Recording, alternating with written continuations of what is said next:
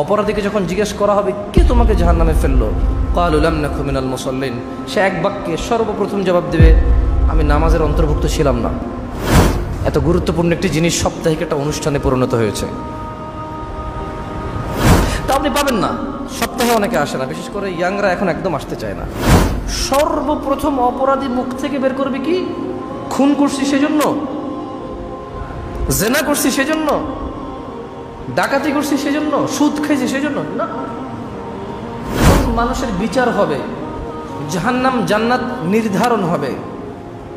তখন ফেরেশতারা যে জাহান্নামীদেরকে জাহান্নামে নিয়ে যাবে, ওই আসামি, ওই মুজরিম অপরাধীকে ফেরেশতারা জিজ্ঞেস করবে আনিল মুজরিমিন।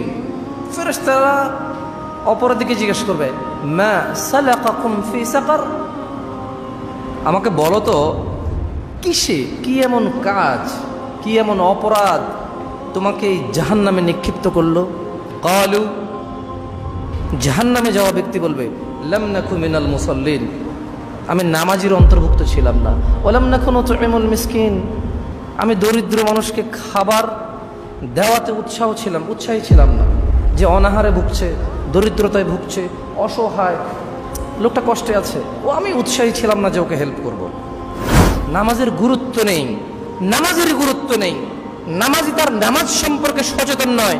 সেজন্যই আল্লাহ সুবহানাহু ওয়া তাআলা কোরআনুল কারীমে বলছেন ফাওয়াইলুল লিল মুসাল্লিন, অতঃপর জাহান্নামে প্রবেশ করবেন নামাজীরা, আল্লাযীনা হুম ফি সালাতিহিম খাশিউন। ফাওয়াইলুল লিল মুসাল্লিন আল্লাযীনা হুম আন সালাতিহিম সাহুন, যারা তাদের নামাজে অমনোযোগী, যে তার নামাজ সম্পর্কে সচেতন নয়। বুঝেননি? নামাজ পড়ে না যে তার কথা তো আছেই, নামাজ পড়ে যে তার কথাও আছে। ফাওয়াইলুল লিল মুসাল্লিন, একটু ভাবুন।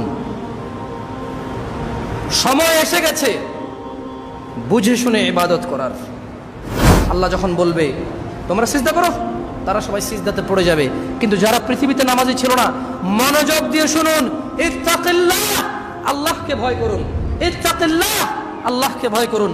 হাক্কা তুকাতিহ, যেভাবে আল্লাহকে ভয় করা উচিত। ওয়ালা তামুতুন্না ইল্লা ওয়া আনতুম মুসলিমুন, এবং আপনারা মৃত্যুবরণ করেন না মুসলমান হওয়া ছাড়া।